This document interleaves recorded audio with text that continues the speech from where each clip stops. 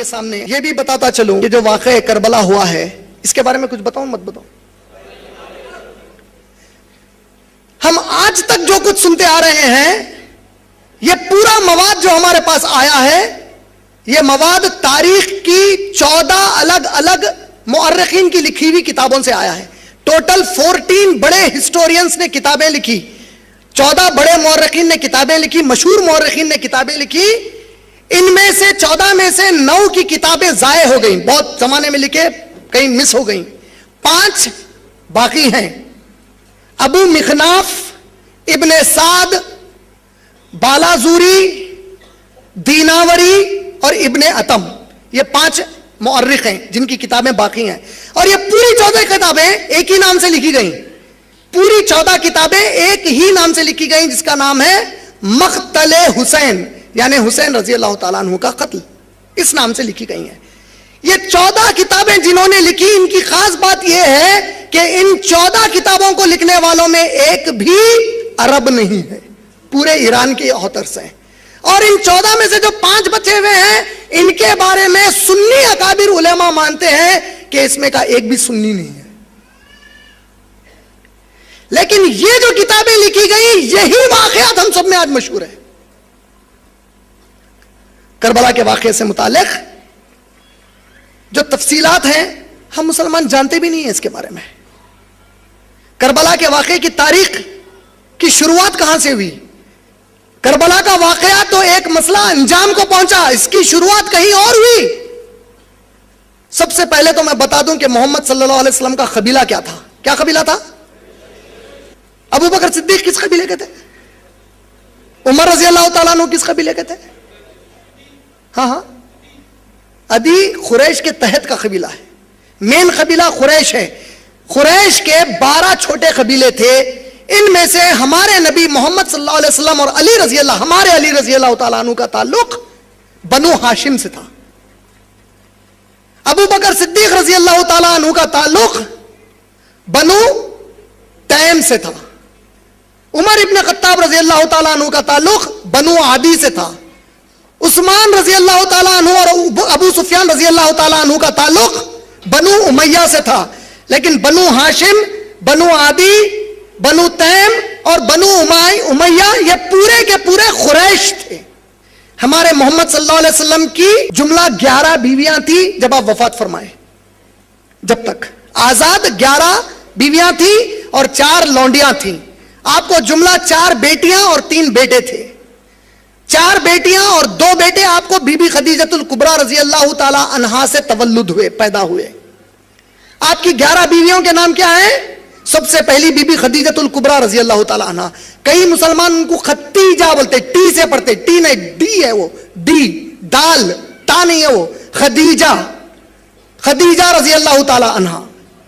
اس کے بعد سودا رضی اللہ تعالی عنہا, عائشہ رضی اللہ تعالی عنہا, حفصہ رضی اللہ تعالی عنہا, زینب بنت خزیمہ رضی اللہ تعالی عنہا, ام سلمہ رضی اللہ تعالی عنہا, جویریہ رضی اللہ تعالی عنہا, زینب بنت جہش رضی اللہ تعالی عنہا, ام حبیبہ رضی اللہ تعالی عنہا, صفیہ رضی اللہ تعالی عنہا, اور 11ویں تھی میمونہ رضی اللہ تعالی عنہا. یہ 11 آزاد عورتیں نکاح میں تھی نبی صلی اللہ علیہ وسلم سے.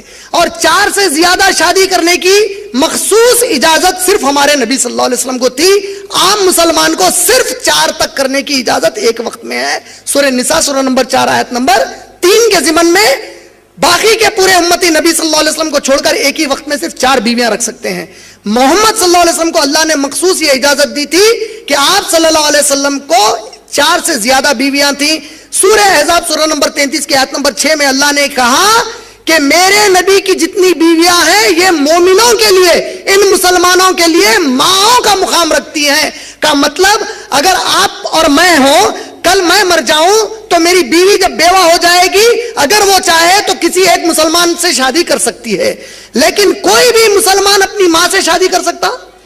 کا مطلب اگر نبی کا انتقال ہو جائے تو ان کی جو بیویاں ہیں وہ تمہاری ماؤں کی طرح ہے, تم ان میں سے کسی سے بھی نکاح نہیں کر سکتے.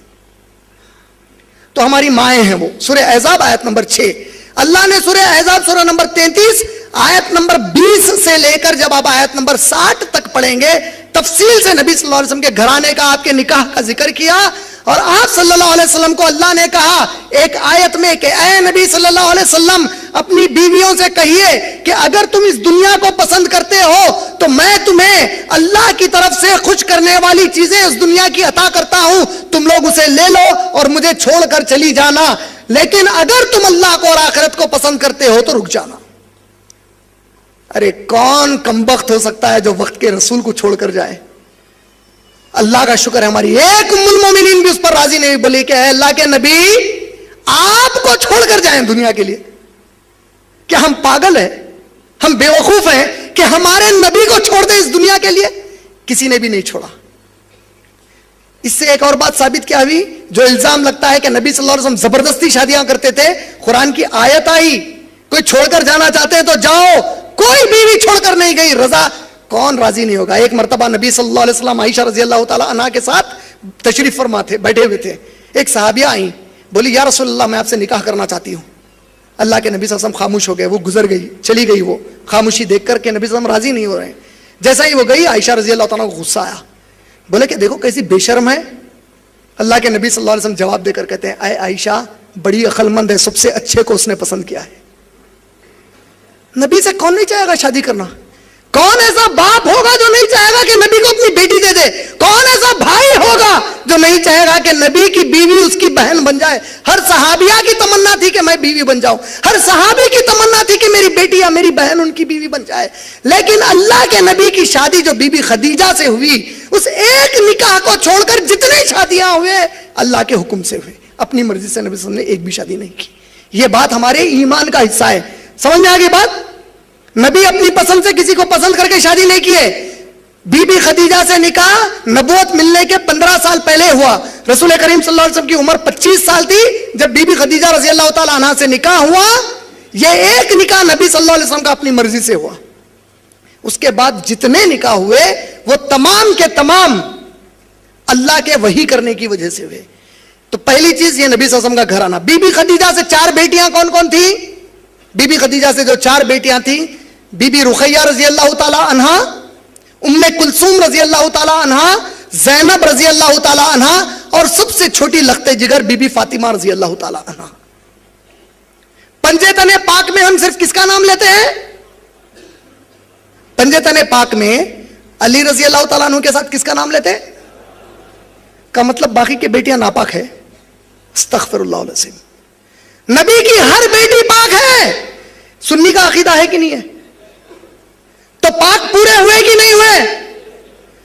آپ کے 2 مرد بچے بی بی خدیجہ سے ہوئے، عبداللہ بن محمد، قاسم بن محمد، اور تیسرا جو لڑکا ہوا نبی صلی اللہ علیہ وسلم کی یہ 11 بیویوں کے علاوہ 4 لونڈیاں تھیں آپ کی، ایک تھی ریحانہ، ایک تھی جمیلہ، ایک تھی ماریہ خبتہ رضی اللہ تعالی عنہ، اور چوتھی ایک عورت سے شادی ہوئی جو تاریخی اعتبار سے الرحیق المختوم یا دوسری ایسی معتبر کتابوں سے پتا چلتا ہے کہ شاید اس کا نام اسما تھا، لیکن صحابہ نے اکثر اس کا نام لینا پسند نہیں کیا، کیونکہ جب نبی صلی اللہ علیہ وسلم اس کے پاس گئے تو اس نے کہا میں آپ کو قریب آنے دینا پسند نہیں کرتی۔ اللہ کے نبی صلی اللہ علیہ وسلم نے اسے رخصت کر دیا، طلاق دے دیا اور اسے چھوڑ دیا۔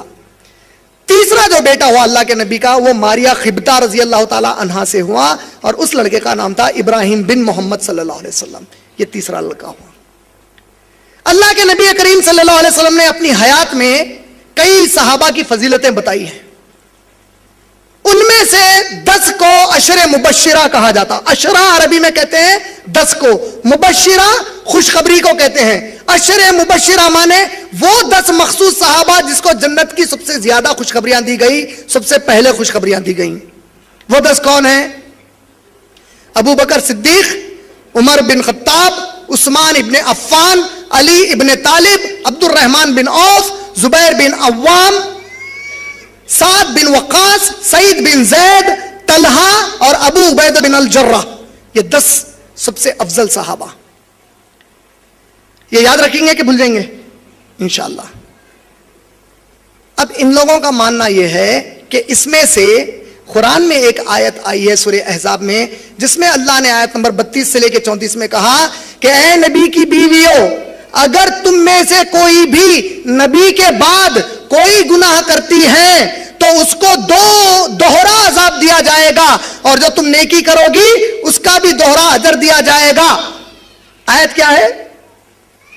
اے نبی کی بیویوں، اگر تم میں سے کوئی نبی کے بعد صلی اللہ علیہ وسلم کے کوئی گناہ کرتی ہیں تو ان کو دوہرا عذاب دیا جائے گا۔ تو ان لوگوں کا جو سنی گھر میں نہیں رہتے ان کا ماننا یہ ہے، یہ آیت عائشہ رضی اللہ تعالیٰ عنہ کے لیے نازل ہوئی تھی، نعوذ باللہ۔ عائشہ رضی اللہ تعالیٰ عنہ کے بارے میں ان کا ماننا یہ ہے کہ ابو بکر صدیق نے عائشہ رضی اللہ تعالیٰ عنہ کو اچکالا کہ وہ نبی صلی اللہ علیہ وسلم کو راغب کریں تاکہ وہ شادی کر لیں، نعوذ باللہ۔ ہمارا ایمان یہ ہے کہ صحیح بخاری جلد نمبر 9 حدیث نمبر 7012، اللہ کے نبی کریم صلی اللہ علیہ وسلم سے عائشہ رضی اللہ تعالیٰ عنہ نے پوچھا کہ اے میرے نبی، آپ نے مجھ سے نکاح کیوں کیا؟ تو نبی کریم صلی اللہ علیہ وسلم نے فرمایا کہ اے عائشہ، مجھے اللہ نے تجھے 2 بار خواب میں دکھایا کہ ایک فرشتہ تجھے سلک کے کپڑے میں لپیٹ کر لے جا رہا تھا۔ میں نے اس فرشتے کو خواب میں کہا کہ بتا وہ کیا لے جا رہا ہے؟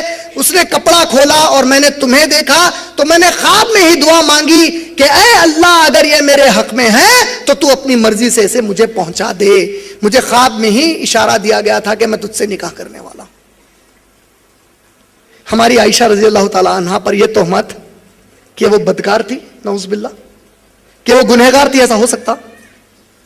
اور جو ہماری ماں کو یہ بولے کہ بھی ہمارا دوست ہو سکتا؟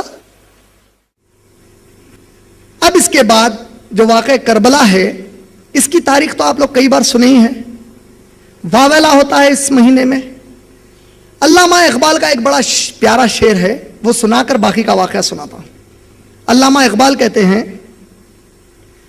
کہہ دو غم حسین منانے والوں سے، کہہ دو غم حسین منانے والوں سے، مومن کبھی شہداء کا ماتم نہیں کرتے۔ کہہ دو غم حسین منانے والوں سے، مومن کبھی شہداء کا ماتم نہیں کرتے۔ ہے عشق میری جان سے بھی زیادہ اہل بیت سے، اہل بیت سے مجھے میری جان سے زیادہ محبت ہے عشق مجھے اپنی جان سے زیادہ اہل بیت سے، یوں سر عام کوئی ان کا تماشا نہیں کرتے۔ روئے وہ جو منکر ہیں شہادت حسین کے، ہم تو زندہ و جاوید پر ماتم نہیں کرتے۔ ایک بچپن میں میرا دوست تھا، وہ گھر والا تھا۔ میں ایک دن اس کو پوچھا، بھائی دیکھ، میرے کو ایک بات سمجھا، تیرے حساب سے ہمارے نبی صلی اللہ علیہ وسلم، تیرے حساب سے نبی صلی اللہ علیہ وسلم کے گھرانے پر بہت ظلم ہوا، جو کمبخت حرام خور نے ہمارے نبی کے گھرانے پر ظلم کیا، اللہ کی قسم اللہ اسے جہنم نصیب کر دے۔ لیکن وہ ظلم کا جو تم لوگ تذکرہ کرتے، کیا تم لوگ محسوس نہیں کر رہے ہیں کہ اس کے ذریعے سے میرے نبی کے گھرانے کے خواتین کی عزت روڈ پر اچھال رہے ہیں تم لوگ؟ ارے ایسا کیسا ہوتا؟ میں بولا ایک میں مثال دینا چاہ رہا ہوں میرے بھائی تیرے کو، یہی کہہ رہے ہیں علامہ اقبال، کیا کہہ رہے ہیں؟ لیکن ہم سر عام ان کا تماشا نہیں کرتے۔ میں بولا میرے بھائی برا مت مان، میں ایک چیز پوچھنا چاہ رہا ہوں، تیرے گھر میں کوئی کمبخت گھس گیا، آج کل انڈیا میں ریپ بہت ہو رہا نا، اب گھر میں گھس گیا، کوئی بھی نہیں ہے، خالی تیرے گھر کے عورتیں ہیں، اور کچھ بدکاری کر کے چلا گیا، تو اب اگلے سال وہ تاریخ کے اوپر تو گھر کے اوپر اسپیکر لگا کے ارے رے رے رے گھر کا دروازہ توڑ کے گھسا تھا، گھر میں کوئی بھی نہیں تھے رے، ارے گھر میں گھس گیا، ایسا کرا سنا تھا۔ ارے کمبخت میرے نبی کے گھرانے کے بارے میں تماشا کرتے پھر رہے، میرے نبی کے گھرانے کی عورتوں کو روڈ پر بیان کر رہے ہیں، نعوذ باللہ من ذالک۔ علامہ اقبال وہی کہہ رہے ہیں، ہم سر عام ان کا تماشا نہیں کرتے۔ میں اس کو بولا اللہ کرے کہ اللہ کسی مومن کو شہادت کی موت نہ دے۔ یہ کیا بات ہوئی؟ میں بولا نہیں بھائی، شہادت کی موت نہیں چاہیے۔ ارے یہ کیسی بات ہوئی؟ نہیں شہادت نہیں آنا بھائی، اللہ کسی بد نصیب کو بھی نصیب نہ کرے، میرے دشمن کو بھی شہادت نہ آئے۔ ارے کیسی بات کر رہا بھائی، شہادت بہت بڑی چیز ہے۔ میں بولا پھر ماتم کئی کو کر رہے؟ ارے شہادت اگر بہت بڑی چیز ہے تو ماتم کس بات کا ہے؟ اور اگر تم ماتم کرتے ہو تو غنیت الطالبین میں شیخ عبد القادر جیلانی رحمۃ اللہ علیہ صفحہ نمبر 459 پر کہتے ہیں کہ ماتم کرنا حرام ہے، اور آپ لوگ جب ماتم کرتے ہی ہو میرے بھائی تو شہادت سے تو جنت ملتی ہے. اگر ماتم اس بات کا غم ہے آپ کو کہ حسین رضی اللہ تعالیٰ عنہ کی جان گئی ہے, تو اس سے زیادہ غم ایک مسلمان کو اس بات کا ہے کہ نبی اب اس دنیا میں باقی نہ رہے. عمر ابن خطاب کو بھی قتل کیا گیا, عثمان غنی کو بھی قتل کیا گیا, علی ابن طالب کو بھی ختم کیا گیا, اور یہ تینوں مقام اور مرتبے میں حسین رضی اللہ تعالیٰ عنہ سے بڑے تھے. سنیوں میں بھی ایک شعر عام ہو گیا, اسلام زندہ ہوتا ہے ہر کیا. کبھی اس شعر کا معنی غور کیا؟ اسلام زندہ ہوتا ہے ہر کربلا کے بعد. اور اللہ تعالیٰ آل عمران میں جنگ بدر کو, قرآن میں اللہ جنگ بدر کو یوم الفرقان کہہ رہے ہیں. یہ دن ایمان اور کفر کو فرق کرنے والا دن تھا بول رہے ہیں. اللہ کے نبی صلی اللہ علیہ وسلم بخاری میں دعا مانگ کر بتا رہے ہیں, صحیح بخاری میں روایت, کہ اے اللہ اگر آج تو نے ہمیں کامیابی عطا نہیں کی, میرے رب میرے پروردگار, قیامت آنے تک اس زمین پر اللہ کہنے والا کوئی نہیں رہے گا. اس سے بڑی جنگ ہو گئی ہے. اللہ اکبر, کیا ہو گیا؟ آپ لوگ کبھی غور کریں اس کا معنی اسلام زندہ ہوتا ہے ہر کربلا کے بعد کا معنی کیا نکلا؟ کہ حسین رضی اللہ تعالی عنہ جب وہاں پر شہید کیے جا رہے تھے, ان پر ظلم عظیم ہو رہا تھا, ان کو کمبختے قتل کر رہے تھے, تو کیا ان کے زمانے میں دوسرے صحابہ بھی باحیات تھے کہ نہیں تھے؟ اتنی بڑی جنگ جس میں اسلام پہ بات آ گئی اور صحابہ گھروں میں بیٹھے ہیں. میرے بھائی تو تم مان لیے نا کہ یہ لوگ مرتد اور منافق ہیں, کہ اسلام کی جنگ تھی اور پورے صحابہ اپنے گھروں کو چھپ کے بیٹھے تھے. نہیں سمجھے میری بات کو؟ اسلام کی عزت پہ بات آنے کے بعد کوئی صحابی اپنے گھر میں بیٹھ سکتے کبھی؟ اللہ کے نبی کریم صلی اللہ علیہ وسلم کے زمانے میں دشمنان اسلام نے حملہ کیا. اللہ کے نبی صلی اللہ علیہ وسلم نے رات میں اعلان پہنچایا, آواز لگا کر اعلان دیا گیا کہ اے صحابہ ایمان والو, جس حال میں ہو اپنے گھروں سے نکل آؤ کہ دشمن اسلام کا ہم پر حملہ کر رہا ہے. سب صحابہ جمع ہو گئے راتوں رات. ایک صحابی جاتے ہیں, ان کا نکاح ہوا ہے, پہلی رات ہے, ابھی انہوں نے بستر کیا, بستر کر کے ہٹے, غسل لینا چاہتے تھے. ان کی اہلیہ کہتی ہیں اے میرے آقا, کہیں ایسا نہ ہو جائے کہ نبی صلی اللہ علیہ وسلم اور ان کے ساتھی چلے جائیں اور آپ غسل کے بہانے پیچھے رہ جائیں. جائیے نبی کے ساتھ شریک ہو جائیے, اللہ مالک ہے. جذبے سے وہ صحابی گئے, شہید ہو گئے. کیا ہو گئے؟ اچانک صحابہ نے جنگ کے ختم ہونے پر دیکھا کہ ان کی نعش ہوا میں ہے, پانی ٹپک رہا. صحابہ اللہ کے نبی کے پاس دوڑتے ہوئے آئے, بولے یا رسول اللہ یہ کیا ماجرا ہے؟ کہا کہ میرا صحابی اللہ کی محبت کے جذبے میں, دین کے محبت کے جذبے میں, میری محبت میں گھر سے نکل کر آ گیا تھا. وہ غسل کی حالت میں نہیں تھا, وہ شہید تھا, ناپاک حالت میں تھا. اس کے جذبے کو دیکھ کر اللہ نے آسمان سے فرشتوں کو بھیجا جو اس کی نعش کو غسل دے رہے ہیں.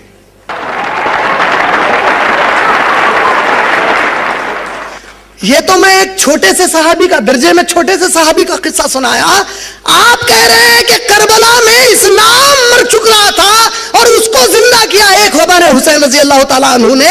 تو آپ ذرا سمجھائیے میرے بھائی کہ باقی کے صحابہ تو منافق اور مرتد ہو گئے کہ اسلام کی عزت پہ بات تھی, کوئی بھی نہیں تھا, صرف حسین رضی اللہ تعالیٰ عنہ تھے وہاں پر. کیا کہتے ہیں ابھی بھی اسلام زندہ ہوتا کربلا کے بعد؟ ارے اسلام مر ہی نہیں سکتا, تم کا وعدہ ہے.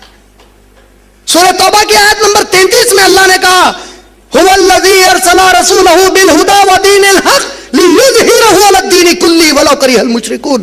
وہی ہے جس نے اس دین کو بھیجا ہے اپنے رسول پر, ہدایت دینے کے لیے بھیجا ہے ان کو, ہمارے نبی کو, اور اس دین کو وہ غالب کر کے رہے گا چاہے شرک کرنے والوں کو یہ بات کتنی ہی ناگوار کیوں نہ گزرے. اسلام مر ہی نہیں سکتا.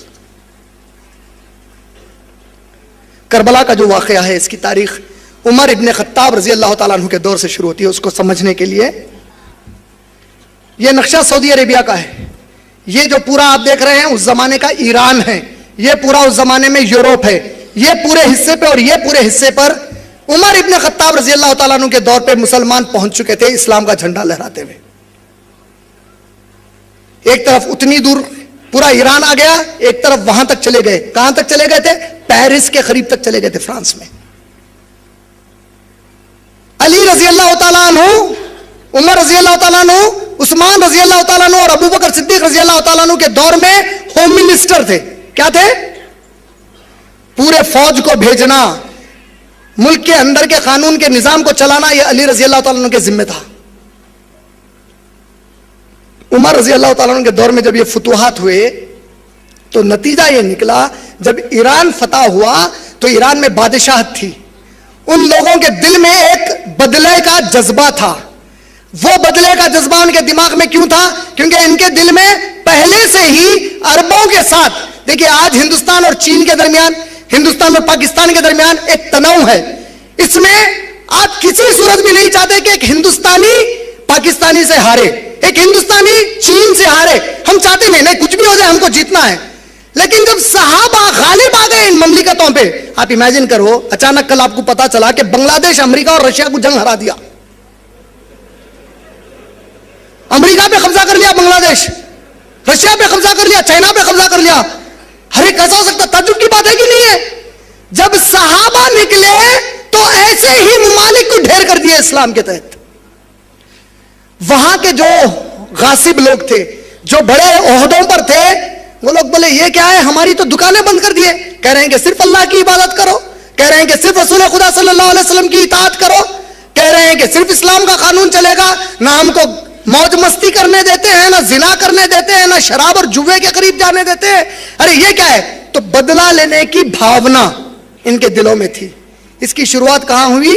حضرت عمر ابن خطاب رضی اللہ تعالی عنہ کا قتل کس نے کیا؟ فیروز ابو لولو نے. یہ کہاں کا تھا؟ ایران کا رہنے والا تھا. کیسے قتل کیا یہ بھی واقعہ سن لیجئے. عمر ابن خطاب رضی اللہ تعالیٰ فجر کی نماز کی امامت کرنے کے لیے ٹھہرے اور صحابہ پورے پیچھے ٹھہرے ہوئے ہیں. یہ کمبخت ان کو چھرا گھونپنے کے لیے 8 صحابہ کو چھرا گھونپا. کیوں؟ کیونکہ صحابہ جب مسجدوں میں ٹھہرتے تو ایک دوسرے کے کانوں کو کاندھے اور پیر سے پیر ملا کر ٹھہرتے، بیچ میں ذری جگہ نہیں چھوڑتے. اور آج مسلمان میلوں دور ٹھہرتے ایک دوسرے سے. 8 صحابہ کو مارنے کے بعد وہ عمر ابن خطاب کو چھرا گھونپتا ہے، وہ بے ہوش ہو کر گر گئے. ہوش آتا ہے ہمارے امیر المومنین کو. عمر ابن خطاب رضی اللہ تعالیٰ عنہ کو جب ہوش آیا، ہوش میں آتے ہی پہلا جملہ انہوں نے پوچھا، کیا مسلمانوں نے نماز فجر ادا کی کہ نہیں کی؟ کہیں ایسا تو نہیں کہ میری محبت میں نماز چھوڑ دیے؟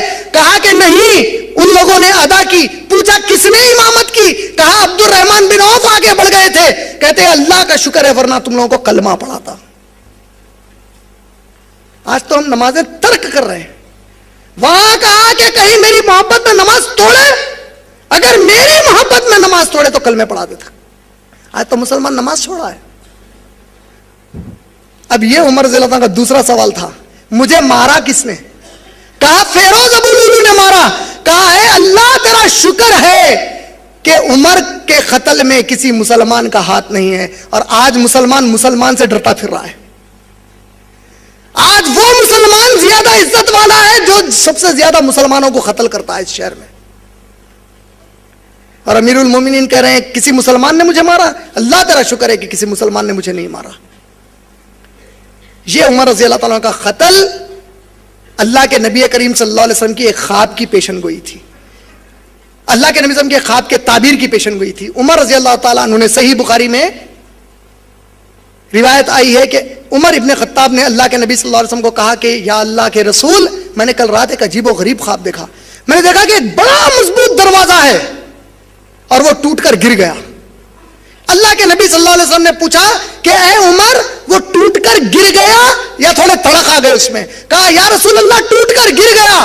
کہا کہ اے عمر میرے امت کا خلا تو ہے، میرے عمر اس کا دروازہ تو ہے. جس دن تو گرے گا میری امت میں فتنے آنے لگ جائیں گے.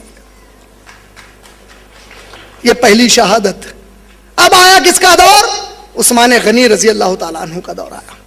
جب عثمان غنی رضی اللہ تعالیٰ عنہ خلیفہ بنے، ان کی خلافت 13 سال تک تھی. کتنے سال تھی؟ آپ کے شروع کے 10 سال بہت زبردست گئے. آپ کے خلافت کے دور میں صحابہ انڈونیشیا، ملیشیا تک گئے. ہندوستان میں سب سے پہلے اسلام کس نے لایا؟ ہم کہتے ہیں معین الدین چشتی رحمۃ اللہ علیہ نے لایا، لیکن تاریخ کہتی ہے کہ صحابہ کیرلا میں آئے. 2 200 سے زیادہ صحابہ کی خبریں کرلا میں ہیں آج. ارے ہمارے صحابہ کوئی چپا چھوڑ سکتے زمین کا اللہ کے نبی کے؟ وہ لوگ لائے, انڈونیشیا تک لے گئے. اب دور شروع ہوا دوسرے بڑے فتنے کا. عثمان رضی اللہ تعالیٰ عنہ کے دور میں یمن کے علاقے سنا سے نکل کر ایک شخص آیا جس کا نام عبداللہ ابن سبا تھا. یہ شخص آ کر مسجد نبوی کے پاس ٹھہرتا ہے اور کہتا ہے مجھے عثمان بن عفان سے ملاؤ, مجھے ان کے ہاتھ پر کلمہ پڑھنا ہے. ہمارے عثمان رضی اللہ تعالیٰ عنہ ہم جیسے لالچی نہیں تھے جو لوگوں کو کلمے پڑھا کر سب میں اشتہار کرتے پھرتے میں نے اتنوں کو کلمے پڑھائے, اتنوں کو کلمے پڑھائے. انہوں نے اس کو سوال کیا اور پوچھا کہ تو یمن سے یہاں تک آیا, کیا راستے میں تجھے کوئی مسلمان نہیں ملا جس کے ہاتھ میں کلمہ پڑھتا؟ میرے تک اگر دین سے محبت ہے, اللہ پر سچا ایمان ہے, تو میرے کلمہ پڑھانے کا کیا ہے, کہیں بھی پڑھ لیتے. اور یہ عبداللہ بن سبا کون تھا؟ یمن کے سنا کے ایک بہت بڑے یہودی عالم کا بیٹا تھا. وہ یہودی خاندان جب مسلمان قبضہ کیے یمن پر تو وہ خاندان ان کا غلام بن کر آیا. یہ بچ گیا, اس نے اسلام کا ڈھونگ کیا اور اس ڈھونگ کو لے کر چلا کہ جب موقع ملے گا میں وار کروں گا ان کے اوپر. یہ عثمان رضی اللہ عنہ کے دور میں مسجد نبوی میں پہنچا اور وہاں رہنا شروع کیا. اس نے 3 سوال مسلمانوں کے بیچ کرنا شروع کیے. اس نے پوچھا بھائی یہ بتاؤ کہ اللہ کے نبی کے داماد ہیں علی رضی اللہ تعالیٰ عنہ, اللہ کے نبی کی بیٹی ہے بی بی فاطمہ, اللہ کے نبی کے بنو ہاشم قبیلے سے علی رضی اللہ تعالیٰ عنہ ہے. اب سمجھ میں آیا اہمیت دیکھو یہاں پہ. جبکہ عثمان رضی اللہ تعالیٰ عنہ تو بنو امیہ کے ہیں, تو تم لوگ کیسے لوگ ہو کہ نبی کے خاندان سے ہی ایک داماد موجود ہے, اس کی موجودگی میں تم نے دوسرے قبیلے والے کو خلیفہ کیسے بنا لیا؟ یہ پہلے فتنے کا سوال کیا اس نے. دوسرا اس نے کہا ہر نبی کا کوئی نہ کوئی وصی ہوتا ہے. موسیٰ علیہ السلام کے وصی تھے ہارون علیہ السلام, تو محمد صلی اللہ علیہ وسلم کے وصی علی ہونا چاہیے, تم نے دوسروں کو خلیفہ کیسے بنایا ان کے ہوتے ہوئے؟ یہ دوسرا سوال. تیسرا سوال اس نے کیا کہ اگر عیسیٰ علیہ السلام زمین پر واپس آ سکتے ہیں قیامت کے پہلے, تو کیا تمہارے اور ہمارے نبی ان سے غیر افضل ہے؟ اگر وہ واپس آ سکتے ہیں تو نبی بھی ہر وقت ہر جگہ موجود ہو سکتے ہیں. یہ تیسرا اس نے فتنہ ڈالا. جب یہ بات صحابہ میں عام ہوئی, اسے ایگزائل کیا, تڑی پار کیا. روڑیوں کو کرتے نا, تڑی پار کی, شہر بدر کرے اس کو, بولے نکل یہاں سے. وہ نکل کر کہاں گیا جانتے ہیں آپ لوگ؟ وہ وہاں سے نکل کر گیا مصر, ایجپٹ کو گیا. ایجپٹ میں جانے کے بعد اس نے سوچا کہ جو صحابہ والے مسلمان ہیں اور ان سے ملنے جھلنے والے قریبی مسلمان ہیں, یہ علم کے پکے ہیں کیونکہ صحابہ کی صحبت ہے ان کو. لیکن ایسے کئی مسلمان ہیں جو نو مسلم ہیں, جو صرف اسلام لانے کے بعد محاذ پر جنگوں میں ہیں, ان کا علم اتنا پکا نہیں ہے. ان سے مل کر شروع کیا کہ کیا تم اسلام کو پھیلانے میں مصروف ہو؟ کب تک خالی باہر دیکھتے رہو گے, ذرا گھر کے اندر دیکھو. لوگوں نے کہا کیا ہوا؟ بولا میں مدینے سے ابھی آ رہا ہوں, میں دیکھتا ہوں کہ عثمان اہل بیت پر بڑا ظلم کر رہا ہے وہاں پہ. نعوذ باللہ, یہ جھوٹ باندھا اس نے.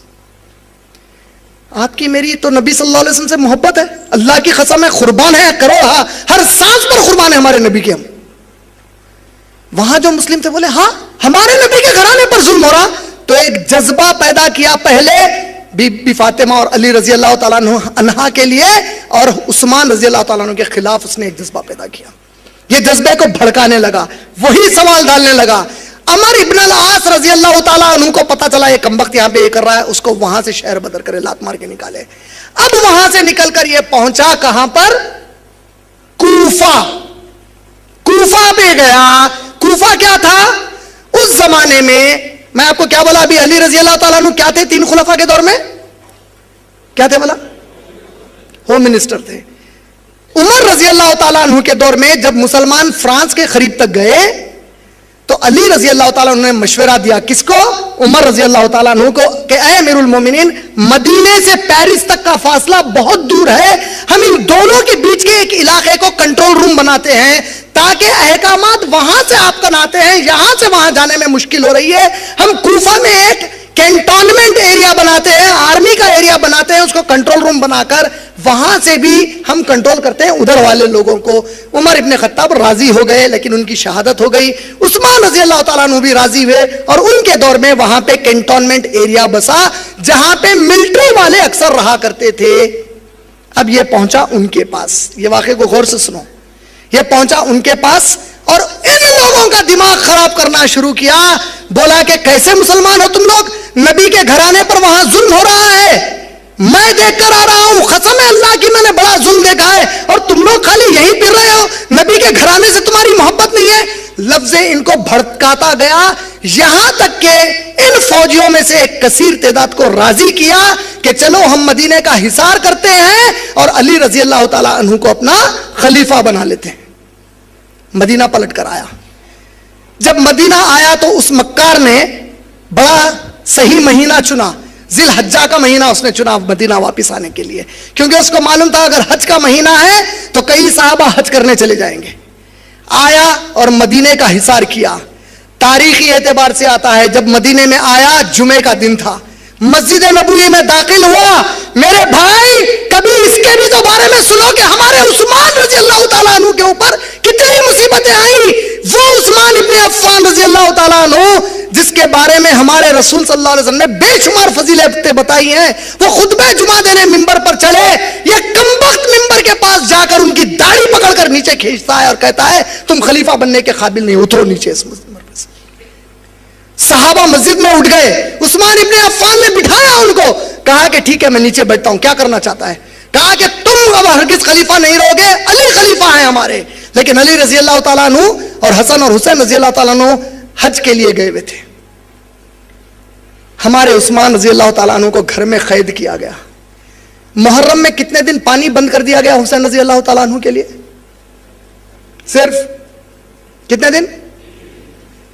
عثمان رضی اللہ تعالیٰ عنہ کو گھر میں قید کر کے اس کمبخت نے 3 مہینے تک کھانا اور پانی بند کر دیا. کبھی سنا آپ لوگوں نے اس کے بارے میں؟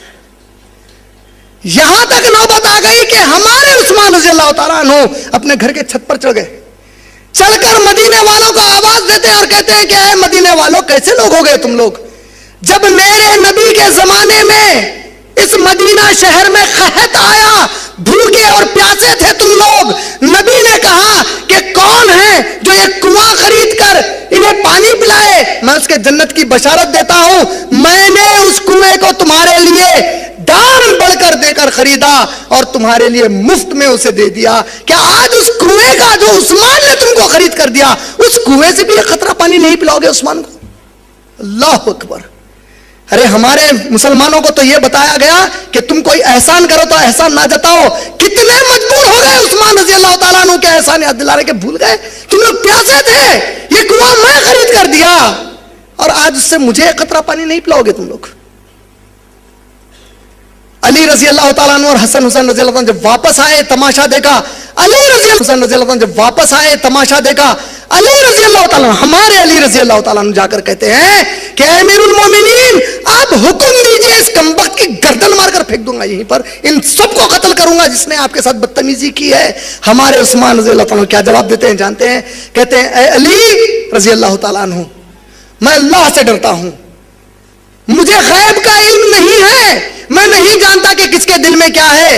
اگر یہ کمبخت مسلمان نہیں ہے اور منافق ہے اور میں نے تم کو قتل کرنے کے لیے کہا تب تو بات صحیح ہے, لیکن اگر یہ واقعی مسلمان ہے اور اس نے غفلت میں یہ حرکت کی ہے اور میں نے تمہیں قتل کا حکم دیا ہے علی, تو قیامت میں عثمان کسی مسلمان کے قتل کا گناہ اپنے سر پر لے کر اٹھنا نہیں چاہتا, چاہے یہ لوگ میرے ٹکڑے ہی کیوں نہ کر دیں.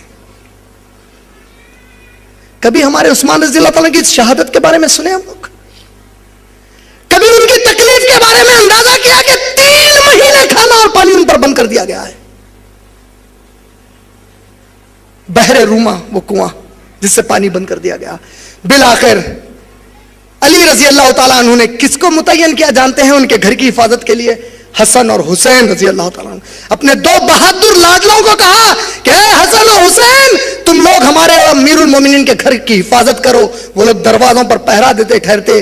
بالآخر رات کے وقت پیچھے سے حملہ کیا گیا اور عثمان رضی اللہ تعالیٰ عنہ قرآن مجید کی تلاوت کر رہے تھے جس وقت شہید کیا گیا، اور آپ کے خون کے خطرے سورہ بقرہ کی آیت نمبر 137 پر پڑھے، جس کا آخری حصہ فَسَيَكْفِيكَهُمُ اللَّهُ وَهُوَ السَّمِيعُ الْعَلِيمُ، ہم ٹکڑا بنا کر اپنے گھروں میں رکھتے ہیں۔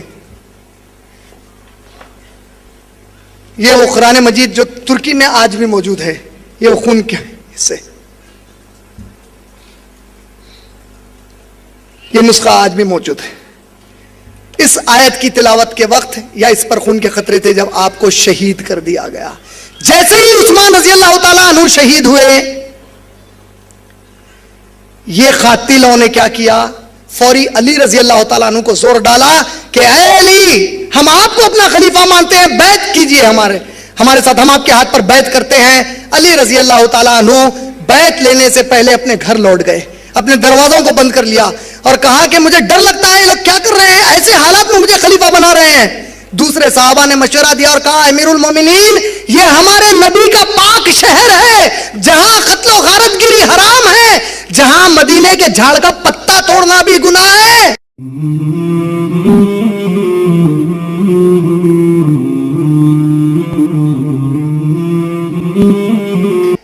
یہ وہ شہر ہے میرے نبی کے فضیلت کا کہ یہاں کے جھاڑ کا پتا بھی توڑنا گناہ ہے۔ اگر مسلمانوں کی یہاں قتل و غارت گری شروع ہوگی تو بڑا ہنگامہ ہوگا۔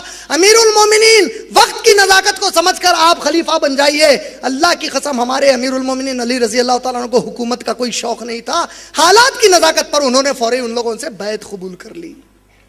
یہ جب بیعت قبول کرتے ہیں تو پتا چلا کہ معاویہ رضی اللہ تعالیٰ عنہ اس زمانے میں کوفہ کے گورنر ہیں۔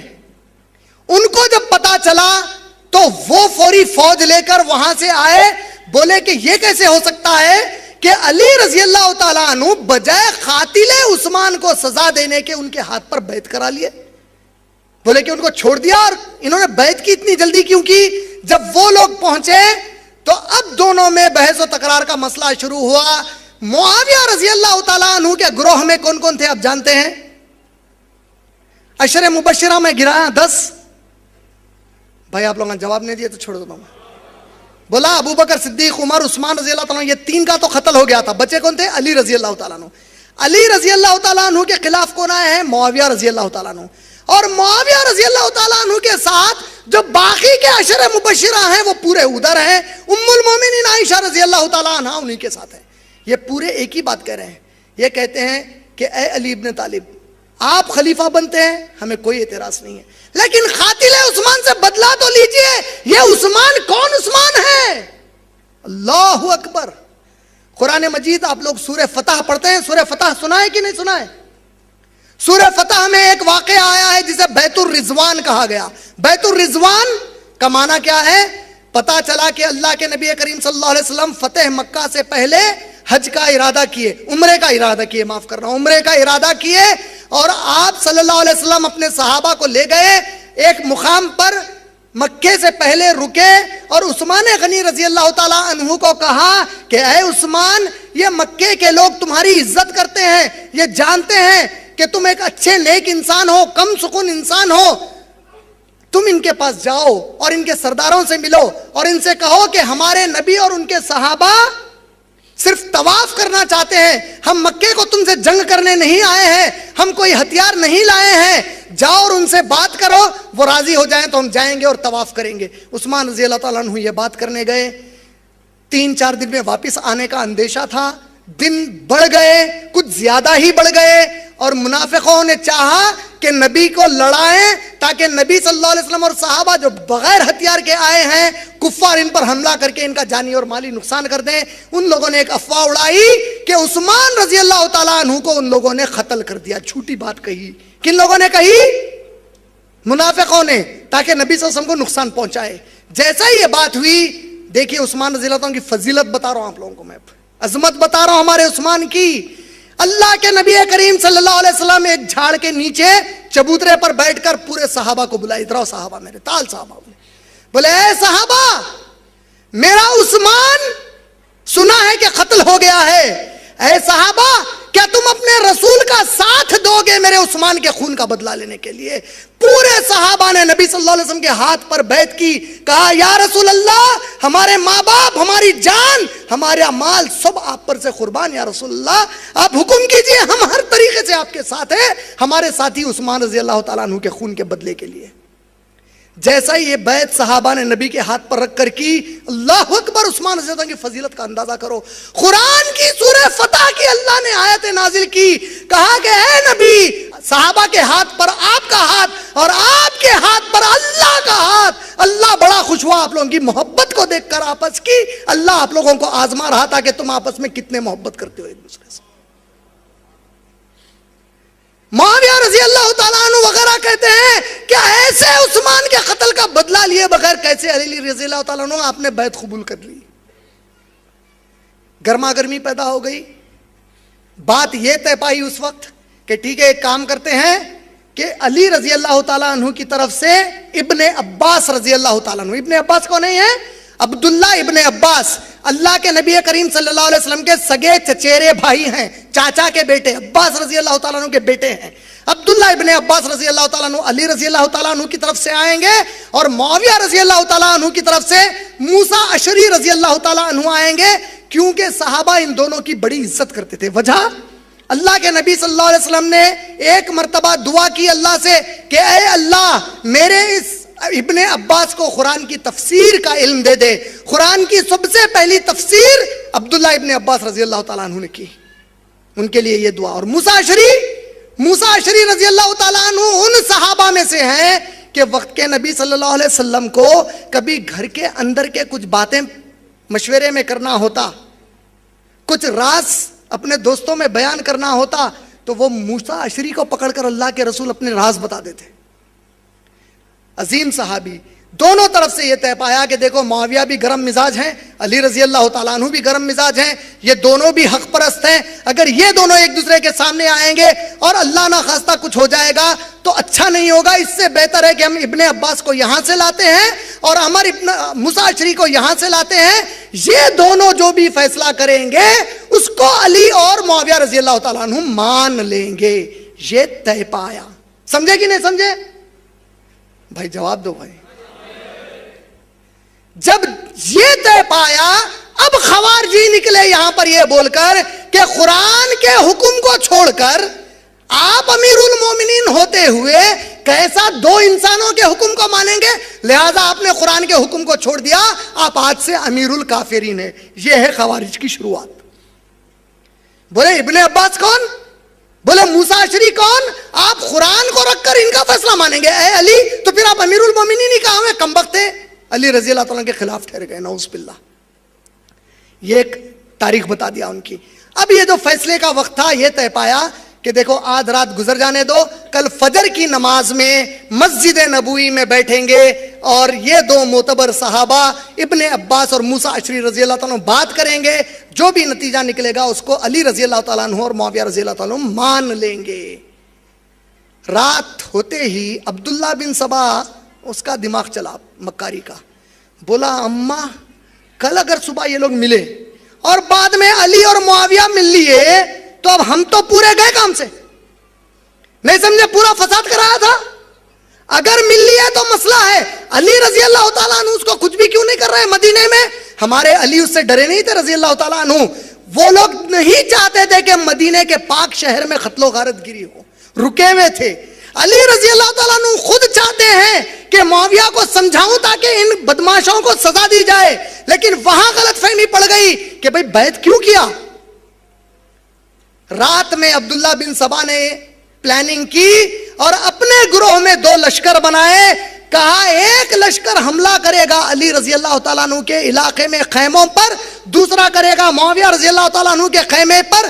جو معاویہ کے خیمے پر حملہ کرے گا رضی اللہ تعالیٰ عنہ کے آواز لگائے گا کہ علی حق پر ہیں، علی حق پر ہیں، اور جو ادھر حملہ کرے گا آواز لگائے گا معاویہ حق پر ہیں، معاویہ حق پر ہیں. یہ رات میں حملہ ہوا، دونوں طرف غلط فہمی پھیلی اور جنگ جمل پیش آ گئی. جنگ جمل وہ جنگ جس میں عائشہ رضی اللہ تعالی عنہا میدان میں آ گئیں، جس کو لے کر یہ لوگ عائشہ رضی اللہ تعالیٰ کو گالی دیتے ہیں کہ عائشہ رضی اللہ تعالیٰ عنہا علی رضی اللہ تعالیٰ کے خلاف آئیں اور کئی من گھڑت گندی گندی باتیں گھڑی ہیں، جبکہ ہمارے سنی عالم کہتے ہیں جب ہماری ماں میدان میں آئیں، جذبے میں آئیں، تو علی رضی اللہ تعالیٰ عنہ فوری دوڑتے ہوئے گئے، کیونکہ وہ تو علی کی بھی ماں ہے، ام المومنین ہے علی کے لیے رضی اللہ تعالیٰ عنہ کے لیے، دوڑتے ہوئے جا کر کہتے ہیں یا امی، اے میری ماں، کیا آپ قرآن کا حکم بھول گئیں کہ نبی کے بعد آپ لوگوں کو گھر کے باہر نہیں نکلنا تھا؟ ہمارے سنی علماء تاریخ لا کر کہتے ہیں کہ ام المومنین دعا دیتی ہیں، اے علی تو نے مجھے قرآن یاد دلا دی، میرے علی آپ نے مجھے قرآن یاد دلائی ہے علی، میں آپ کا شکریہ ادا کرتی ہوں، اور میں اسی وقت میدان سے پلٹتی ہوں۔ جب وہ میدان سے پلٹ رہے تھے، کم بختوں نے آپ کی اونٹنی کے پیر کو ضرب لگایا، عائشہ رضی اللہ تعالیٰ عنہ اونٹنی پر سے نیچے گر گئیں اور ریڑھ کی ہڈی پر مار پڑا۔ جنگ اور پکڑ لی، بہرحال کمپرومائز ہوا، جنگ تھما دیا گیا، 1 سال تک وہی ہے معاویہ رضی اللہ تعالیٰ اور فوج۔ اس کے بعد عائشہ رضی اللہ تعالیٰ عنہ کبھی بھی نہ ادھر سے آئیں نہ ادھر سے آئیں۔ یہ اصلی تاریخ ہے۔ یہ تاریخ مانیں گے یا ادھر کے گھر والوں کی مانیں گے؟ اس کے بعد کبھی نہیں نکلی وہ۔ اب موقع آیا دوبارہ پھر ملاقات کرنے کا، کم وقت اس نے پھر سے وہی جھگڑا کرا دیا۔ جنگ صفین ہوئی، جنگ صفین میں زبردست مسلمان قتل ہوئے، بہت زیادہ خون خرابہ ہوا۔ آخری میں وہ معاویہ رضی اللہ تعالیٰ عنہ نے تلوار کی نوک پر قرآن کو اٹھایا، اس کے مصحف کو، کہا اے علی رک جاؤ رک جاؤ رک جاؤ، بس کر دو۔ یہ واقعہ صحیح ہے، لیکن واقعے کو پیش کرتے ہیں یہ کہہ کر کہ معاویہ رضی اللہ تعالیٰ عنہ ڈر گئے، علی نے دھجیاں اڑا دی ان کی۔ ڈرے یا نہیں ڈرے میں نہیں جانتا، لیکن وہ جو تلوار پر قرآن اٹھائے تھے اس کی وجہ کچھ اور تھی۔ وجہ کیا تھی؟ اللہ اکبر، دیکھو ہمارے صحابہ کو نبی کے قول کا کتنا پاس ہوا کرتا تھا۔ صحیح بخاری جلد نمبر 4 حدیث نمبر 67، اللہ کے نبی کریم صلی اللہ علیہ وسلم نے بی بی سمیہ کے بیٹے عمار بن یاسر کے لیے کہا کہ اے عمار، ایک ایسا وقت آئے گا جب مسلمانوں کے 2 بڑے گروہ آپس میں لڑ پڑیں گے، جب ان میں لڑائی ہوگی تو جو گروہ غلطی پر ہوگا وہ تیرا قتل کر دے گا۔ کیا کہا تھا اللہ کے نبی صلی اللہ علیہ وسلم نے کہ اے عمار، 2 مسلمان گروہوں میں جھگڑا ہوگا، جب یہ جھگڑا ہوگا تو تجھے وہ گروہ قتل کر دے گا جو غلطی پر ہو۔ عمار بن یاسر تھے علی رضی اللہ تعالیٰ عنہ کے ساتھ، اور ان کا قتل ہو گیا جنگ صفین میں۔ جیسا ہی معاویہ رضی اللہ تعالیٰ عنہ کو پتا چلا کہ عمار بن یاسر کا قتل ہو گیا، معاویہ رضی اللہ تعالیٰ عنہ کو حدیث یاد دلائی گئی کہ نبی نے کہا تھا جو گروہ غلط ہے وہ قتل کرے گا عمار تیرا۔ فوراً معاویہ رضی اللہ تعالیٰ نے کہا کہ اللہ کی قسم ہے میں نے اس کو قتل نہیں کیا۔ کہا لیکن آپ ہی تو جنگ کرا رہے ہیں۔ کہا جنگ روک دو اے علی، اب بس ہے اب رک جاؤ۔ جنگ روک دی گئی۔ معاویہ رضی اللہ تعالیٰ عنہ واپس چلے گئے عراق کی طرف، کوفہ کی طرف واپس لوٹ گئے۔ علی رضی اللہ تعالیٰ عنہ مدینے میں تھے۔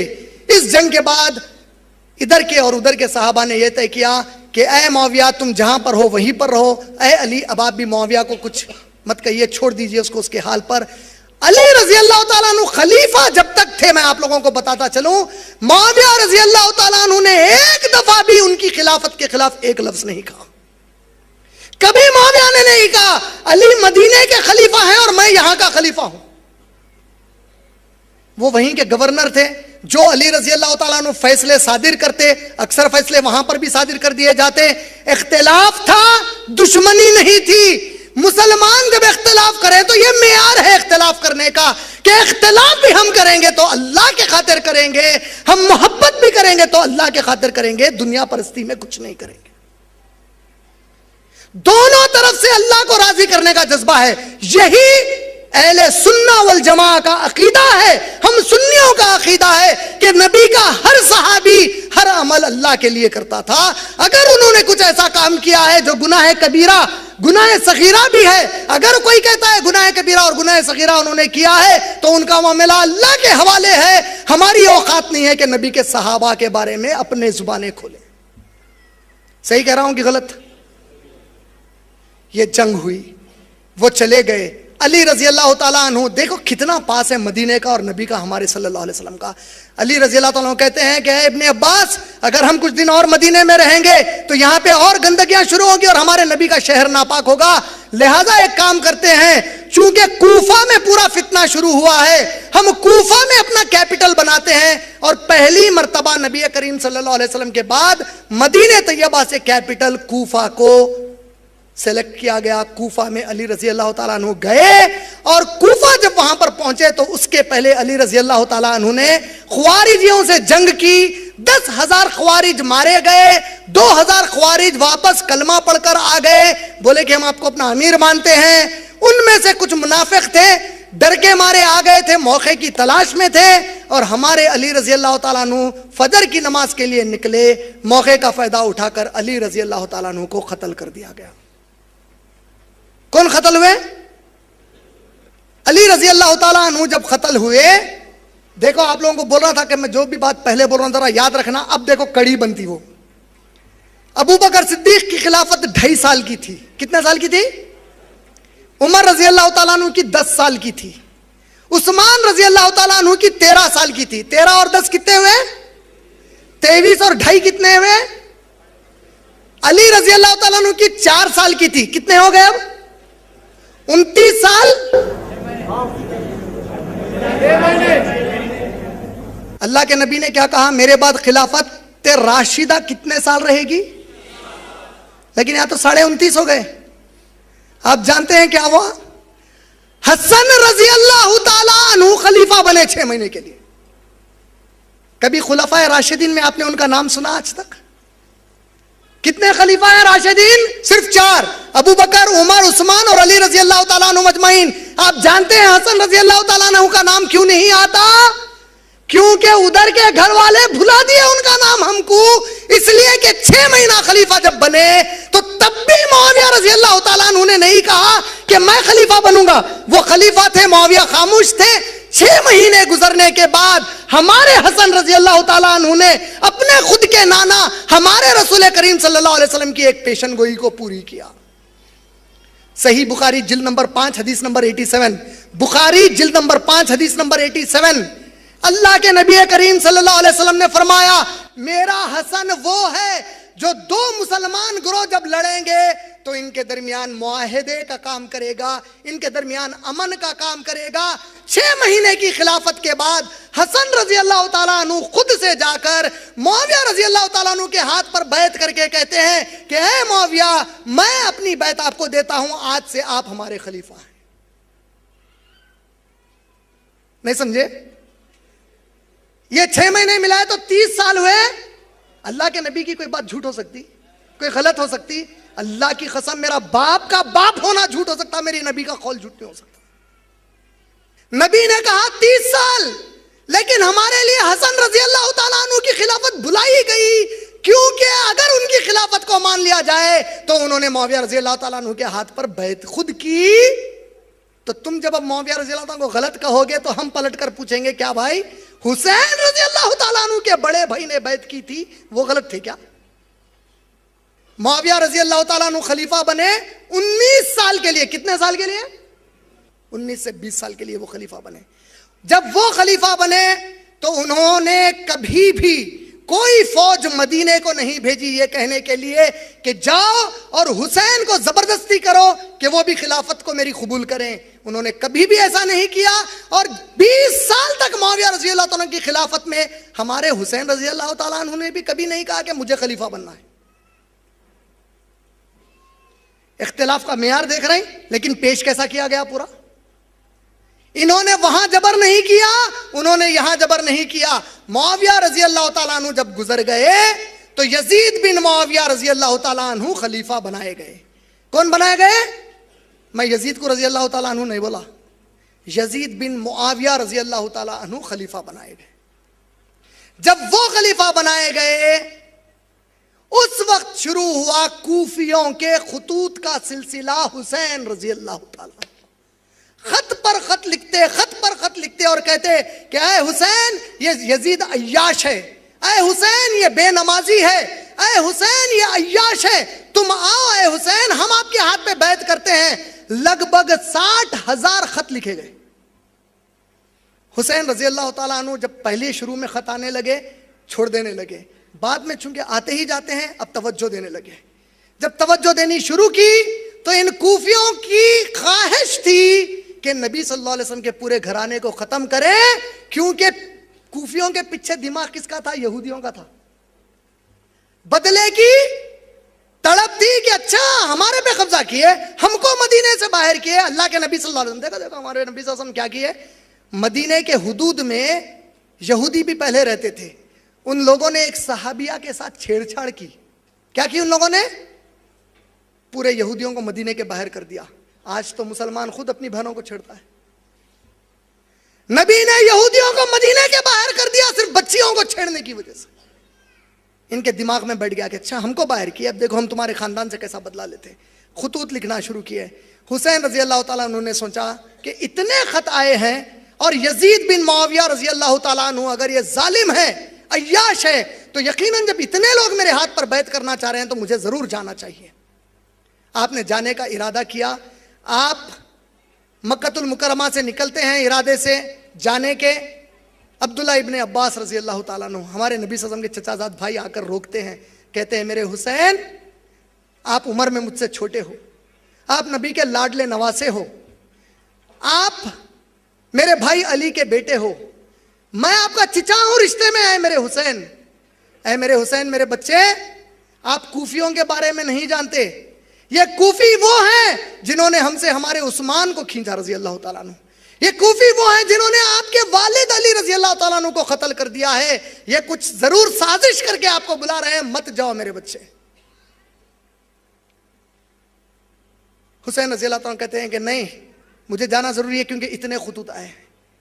لیکن جانے کے پہلے انہوں نے ارادہ کیا کہ مسلم رحمت اللہ علیہ آپ کے ساتھ ایک اہل ایمان تابعی تھے, مسلم رحمت اللہ علیہ, ان سے کہا کہ جاؤ اور کوفیوں کے حال اور ان کے واقعات کو دیکھو اور دیکھو کہ کیا حقیقت میں سنجیدہ ہیں. اگر وہ سنجیدہ ہے تو پھر تو کوئی بات نہیں, ہم تو نکل ہی پڑے ہیں, راستے میں ملتے ہیں اور پھر ہم لوگ سب چلتے ہیں. مسلم رحمت اللہ علیہ چلے گئے. عبداللہ بن عمر رضی اللہ تعالیٰ عنہ کو خبر ہوئی, عمر رضی اللہ عنہ کے بیٹے کو, حسین رضی اللہ تعالیٰ عنہ جا رہے ہیں. عبداللہ بن عمر رضی اللہ تعالیٰ عنہ کو خبر ہوئی کہ وہ مدینہ چھوڑ کر نکل چکے ہیں, 3 دن ہو گیا ہے.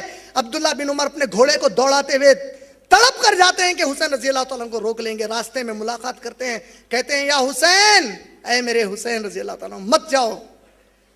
اے حسین, آپ اس نانا کے نواسے ہو کہ جب جبرائیل علیہ السلام آپ کے نانا کے پاس آئے اور کہا کہ اے اللہ کے رسول, پاک پروردگار فرماتا ہے کہ آپ اس دنیا کو چھوڑ کر وہاں آنا چاہتے ہیں یا اس دنیا میں رہنا چاہتے ہیں, آپ کی مرضی پر چھوڑ دیا گیا ہے. تو آپ کے نانا نے اس دنیا سے بہتر آخرت کو سمجھا, آپ اس نانا کے نواسے ہو, جو ہوتا ہے اسے چھوڑو, آپ اس کی فکر میں لگے رہو.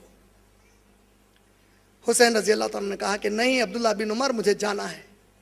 اللہ کے نبی صلی اللہ علیہ وسلم نے کے بعد حسین رضی اللہ عنہ کے اس واقعے کے اوپر, حسین رضی اللہ عنہ کوچ کرنے کے ارادے میں تھے, اپنے پورے اہل خانہ کو لے کر گئے.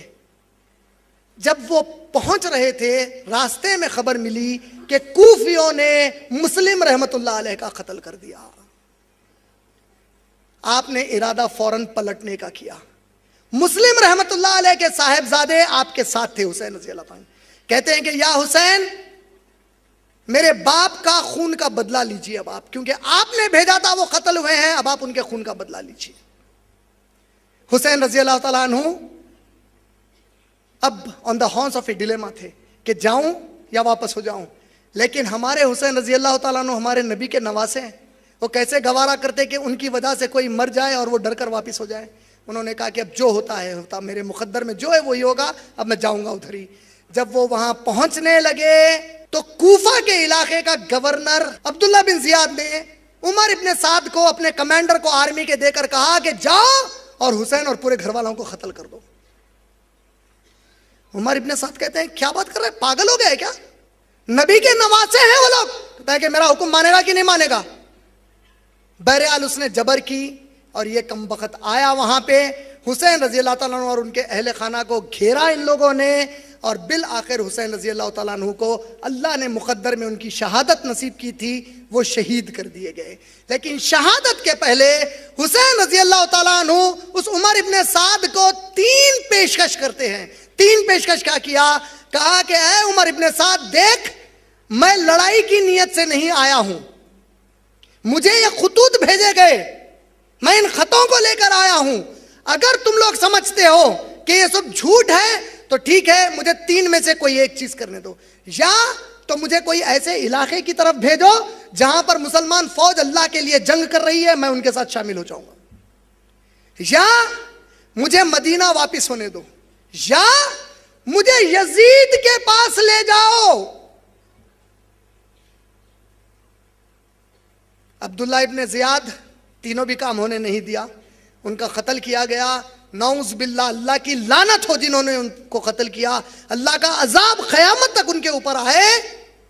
ان کمبختوں نے ان کو قتل کر کے ان کے سر کو پکڑا اور عبداللہ بن زیاد کن گئے تو اس کمبخت نے، اس دلندر نے آپ کی نکپڑیوں میں ایک کاڑی کر کے کھیل رہا تھا، نعوذ باللہ، کہتا ہے ہم سے بغاوت کر کے آئے تھے، اور وہاں پر ایک صحابی بیٹھے تھے، اٹھ گئے۔ انس بن مالک رضی اللہ تعالیٰ عنہ کہتے ہیں کہ اے کمبخت، یہ نبی کے نواسے کا وہ چہرہ ہے جسے نبی بوسے دیتے تھے، اور تیری یہ مجال کے تو یہ کر رہا ہے ہمارے جیتے جی۔ اور اس ذلیل انسان نے اس کو ترک کیا۔ ترک کر کے کچھ وقت نہیں گزرا تھا، اللہ نے اپنا عذاب بتایا، اس کے سر کے اوپر چھت پر سے اس پر ایک چھوٹا سانپ گرا، سانپ ایک نکپڑی سے اس کے اندر گیا، اس کے دماغ کو چاٹ کر دوسرے نکپڑی سے باہر نکل گیا اور مر گیا۔ یہ واقعہ جیسے ہی ختم ہوا، اس کربلا کے واقعے میں جتنے اہل خانہ تھے آپ کے، زنانہ تھا، یہ پورا زنانہ سنی کتابوں کے حساب سے مدینہ واپس بھیج دیا گیا۔ اب آپ سوچ رہے ہوں گے یہ پوری سٹوری میں کہاں سے بنا کے لے گیا؟ یہ پورے کتابیں جمع کر کے رکھو، آپ لوگوں کو بتانے۔ یہ کتابیں شیخ سعدی رحمۃ اللہ علیہ کی طبقات ابن سعد،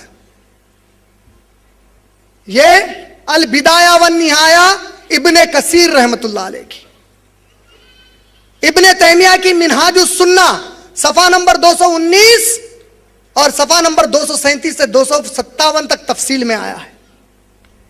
یہ ہمارے علماء ہیں، یہ ہمارے سنی اکابر علماء ہیں۔ ابن کثیر کون ہے؟ جن کی کتاب سے ہم لوگ تفسیر ابن کثیر پڑھتے ہیں قرآن کی، جسے ہر سنی، چاہے وہ بریلوی ہو، دیوبندی ہو، تبلیغی ہو، جماعت اسلامی کے ہوں، اہل سنہ والجماع کے ہوں، یا اہل الحدیث ہوں، متفق طور پر سب سے اچھی تفسیر ابن کثیر کو مانتے ہیں۔ یہ پورے واقعات میں نے ان کتابوں سے سنا ہے۔ ابن تیمیہ کون ہے؟ ابن کثیر کے استاد ہیں، ابن قیم کے استاد ہیں، ابن اسیر کے استاد ہیں، 100 اکابر علماء کے استاد۔ کیسے استاد؟ جب منگول پوری مسلمانوں کو جلا کر عراق میں راکھ کر رہے تھے تو ابن تیمیہ اکیلے، کیسے ہمارے علماء تھے، دیکھو کیسے علماء تھے، اللہ اکبر۔ چنگیز خان کی فوج اور اس کے بچوں کی فوج حملہ کری عراق پر، 20 لاکھ مسلمانوں کا قتل ہوا۔ تاریخ کی کتابیں کیا کہتی ہیں؟ گھوڑے جب چلتے عراق کی گلیوں میں تو کس حد تک حالت ہو گئی تھی، مسلمان آپس میں لڑ کر ایمان میں کمزور ہو گئے۔ نتیجہ کیا نکلا؟ جنگلی قوم ان کے اوپر وارد ہوئی، اور گھوڑے چلتے تو مسلمانوں کے خون کا کیچڑ ہوتا وہاں پر۔ ایک چنگیزی کسی مسلمان کو راستے میں ملتا تو کہتا ٹھہر، میں ابھی گھر سے تلوار لاتا ہوں۔ اتنا ڈر گیا تھا مسلمان کہ اس کے تلوار لانے تک ٹھہرا رہا تھا، وہ آ کے اسے قتل کر کے جاتا۔ آپ لوگ سوچ رہے ہوں گے کہ ایسا ہو بھی سکتا کیا؟ ایسا آج بھی ہوا بھائی۔